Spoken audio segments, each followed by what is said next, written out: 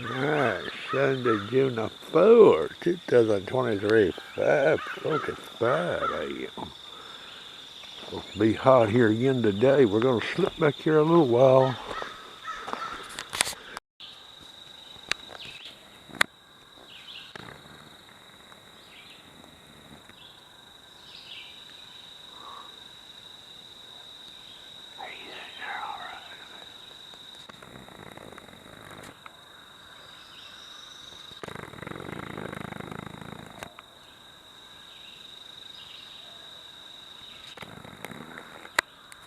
Yeah, boys, we got us one.